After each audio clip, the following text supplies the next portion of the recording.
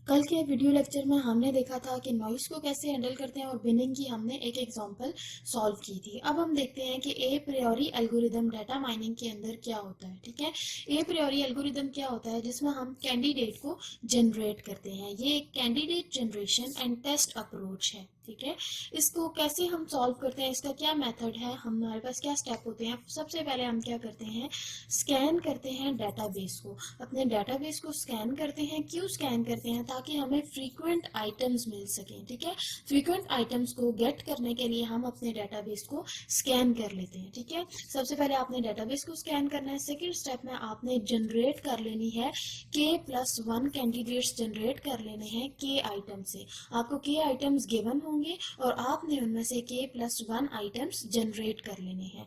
Then terminate when no frequent sets can be generated. अगर कोई frequent set generate नहीं होते हैं तो आपने क्या कर देना है, टर्मिनेट कर देना है। ठीक है, तो 3 स्टेप प्रोसेस था ये। सबसे पहले डाटाबेस को स्कैन करना है, देन आपने उसमें से कैंडिडेट जनरेट्स करने हैं और अगर कोई कैंडिडेट जनरेट्स नहीं हो रहे हैं तो आपने क्या करना है, आपने उसको टर्मिनेट कर देना है। ठीक है, अब हम इसकी एग्जाम्पल की तरफ आते हैं। हम इसको कैसे सॉल्व करेंगे। हमारे पास एक एग्जाम्पल गिवन है जिसमें हमें दिए गए हैं TID, ठीक है, और आइटम्स। ये दो हमारे पास एट्रीब्यूट्स हैं और TID के अंदर फर्दर हमारे पास 5 वैल्यूज है।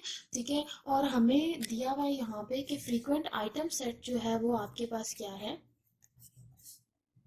फ्रीक्वेंट आइटम सेट दिया हुआ है।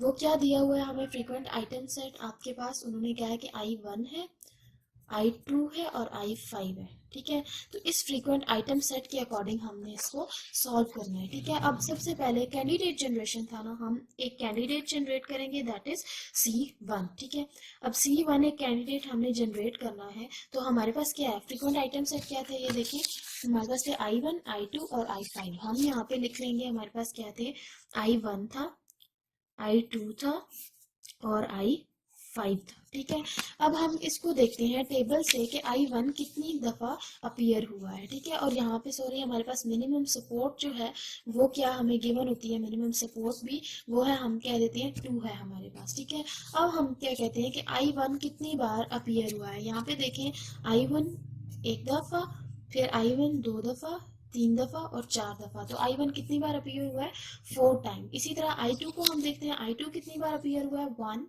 2 3 4 टाइम I2 अपीयर हुआ है और I5 जो है वो जस्ट 2 टाइम अपीयर हुआ है। ठीक है, तो हम यहाँ पे लिख देंगे 2। ठीक है, अब हमने क्या करना है, जब हमारे पास कैंडिडेट जनरेट हो गया तो हम ये देखेंगे कि कौन से आइटम की जो सपोर्ट है वो लेस आ रही है मिनिमम सपोर्ट से। ठीक है, जिस आइटम की मिनिमम सपोर्ट से सपोर्ट लेस आएगी उसको हम डिस्कार्ड कर देंगे। अब हमारे पास मिनिमम के इक्वल आ रही है लेकिन लेस नहीं आ रही, तो इसका मतलब है इसमें से कोई भी हमारे पास डिस्कार्ड नहीं होगा। तो जो L1 जनरेट होगा एक टेबल, उसमें भी यही सारे एलिमेंट्स आ जाएंगे। L1 हम तब जनरेट करते हैं जब हमारे पास कोई भी वैल्यू डिस्कार्ड हो जाती है, तो वो डिस्कार्डेड वैल्यू को हटा के हम इसमें लिख देते हैं। और अगर आपके पास कोई वैल्यू डिस्कार्ड नहीं हुई है तो L1 भी ऐसा ही बनेगा जैसा आपके पास क्या बना है, C1 बना है। ठीक है, तो ये हमारे पास कैंडिडेट 1 जनरेट किया और उसके अकॉर्डिंग हमने टेबल जनरेट कर लिया। अब हमने क्या करना है, second candidate that is C2 generate करना। हमने कहा था ना कि ये कैंडिडेट जनरेट करते हैं हम। अब हमने क्या करना है, कैंडिडेट जनरेशन में हमारे पास फ्रीक्वेंट आइटम सेट क्या था, I1 I2 I5 था। अब पहले सिंगल सिंगल का लिया ना, अब हमने 2 का पेयर बना लेना, I1 I2 फिर I2 I5 और I1 I5 का पेयर बना लेंगे। ठीक है, इसी तरह हम यहाँ पे लिख देंगे कि I1 I2, ठीक है, I2 I5 और एक पेयर हमारे पास बन जाएगा I1 I5 का।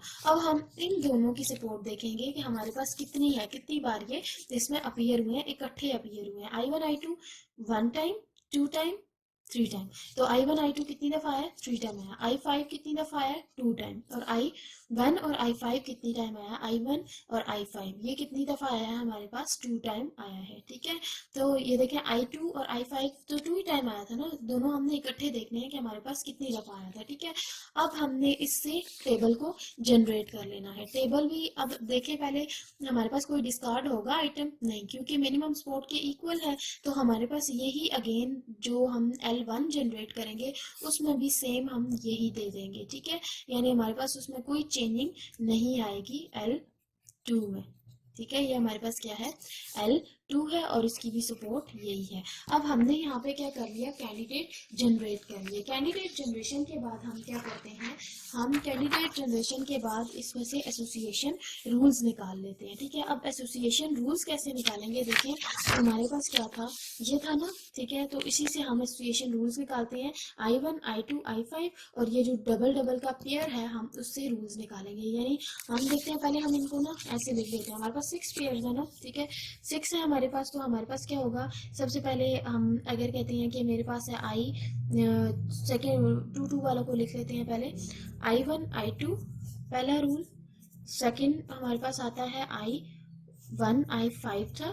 ठीक है, और थर्ड हमारे पास क्या था, I2 और I5 था। ठीक है, अब जो सिंगल सिंगल वाले थे हमने उनको क्या करना है, हमने उनको इनके साथ लिखना है। ठीक है, अब कैसे लिखेंगे, जहां में जोन सा नहीं होगा ना वो वाले लिखेंगे। लेट से हमारे पास है I1 I2, इसमें क्या नहीं है, फ्रीक्वेंट पैटर्न जो हमारे पास गिवन था उसमें से I5 नहीं है ना, तो हमने यहाँ पे I5 लिख देंगे। अब I1 और I5 में क्या नहीं है, I2 नहीं है ना, तो I2 लिख देंगे।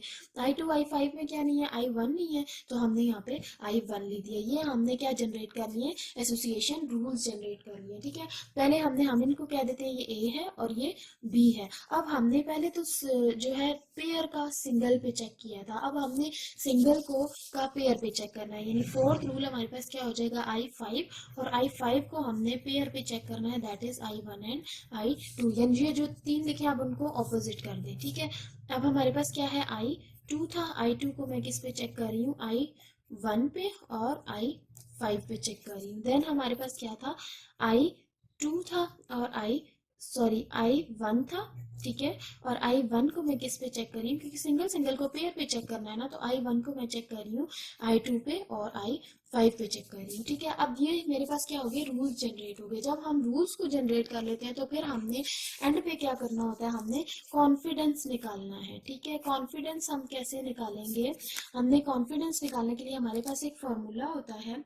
वो फॉर्मूला हमारे पास क्या है, support of A union B, confidence किसके इक्वल होता है, A union B divided by support of A। ठीक है, ये हमारे पास क्या होता है, कॉन्फिडेंस निकालने का फॉर्मूला होता है। अब इन रूल्स के अकॉर्डिंग सबसे पहले हमारे पास क्या है, 1 वाला है।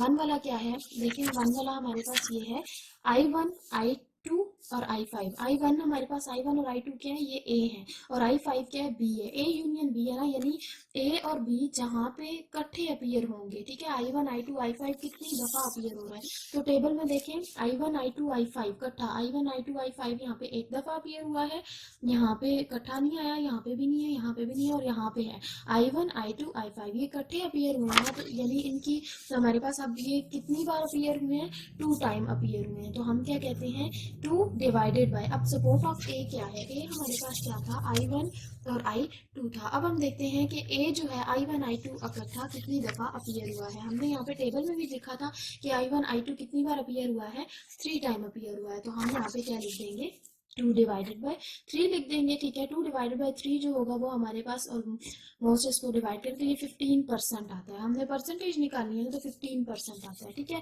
इसी तरह से हम सब रूल्स को इसी तरह से करेंगे। जैसे हमारे पास सेकंड है तो वो क्या आ जाएगा, वो हमारे पास आ जाएगा 2/2, दैट इज 100%। ठीक है, थर्ड है तो वो हमारे पास क्या आ जाएगा, 2 डिवाइडेड बाई 2 100% आ जाएगा वो भी। तो फोर्थ वन है तो फोर्थ वन भी इसी तरह से करेंगे, 2/4 दैट इज 50% आ जाएगा।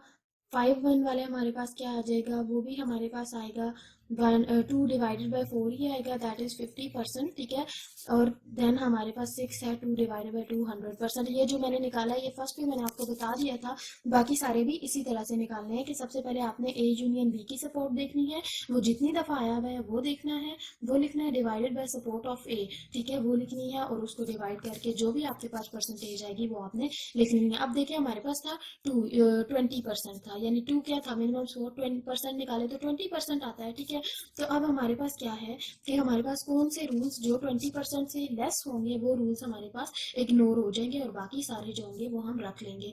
तो ये जो फर्स्ट वाला है ये इग्नोर हो जाएगा, और बाकी सारे क्या हो जाएंगे, हम उनको रख लेंगे, क्योंकि बाकी सारे 20% से अबव है। तो ए प्रियोरी में हम क्या करते हैं, कैंडिडेट जनरेट करते हैं। कैंडिडेट के बाद हम क्या कर लेते हैं, टेबल बना लेते हैं और उनकी रूल्स निकालते हैं, और रूल्स के बाद हम उनका कॉन्फिडेंस निकाल लेते हैं। Thank you.